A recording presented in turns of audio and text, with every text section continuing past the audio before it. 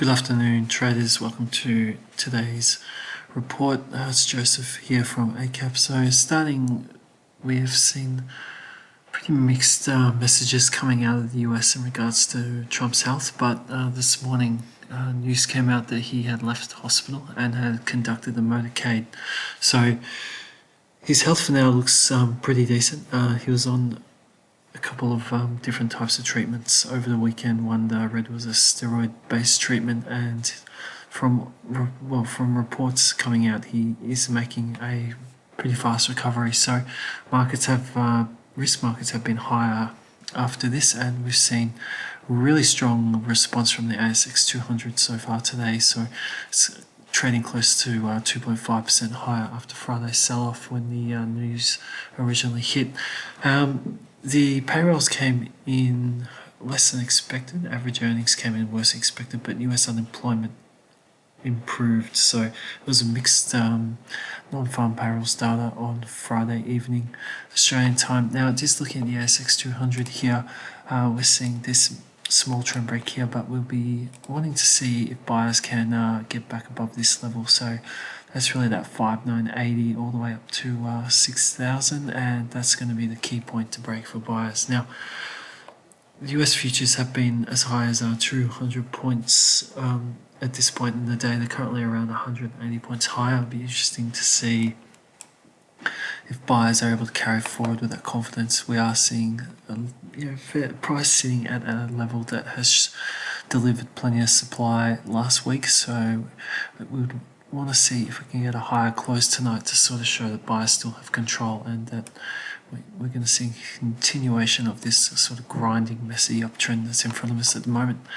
Now, we're just going to finish on oil. Now, oil's been a bit of a surprise today after the market looked extremely bearish at the end of last week. We saw like a test slash break of these lows, closing and opening points last week, but today so far we are seeing a little bit more of a bullish picture.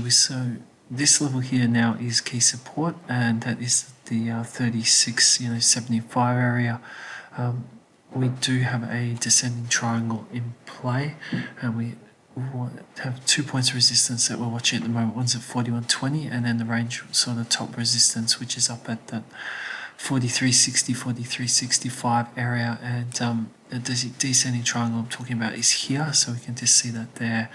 And we're going to see now if buyers can push a little bit of a fight back. So as long as that support base holds from that that 36.70 area, we'll be looking to see if buyers can launch a bit of a move.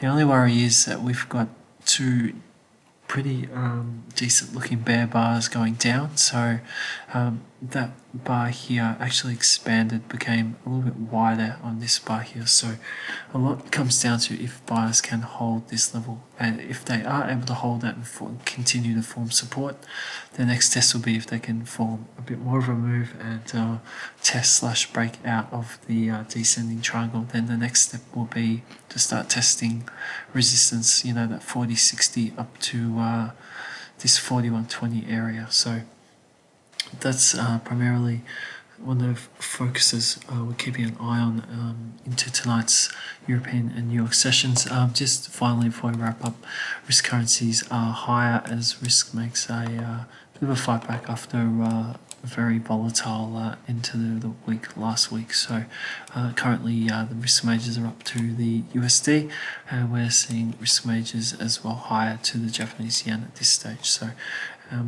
the pound yen as well is basically moved above that resistance at 136.25 and is testing 136.57 resistance. So a close above that would be seen as a further continuation of buy momentum. So that's it for now. We hope you enjoy the rest of your day, and good trading for the rest of today if you are in the markets. And until our next report, bye for now. And thank you for listening and watching.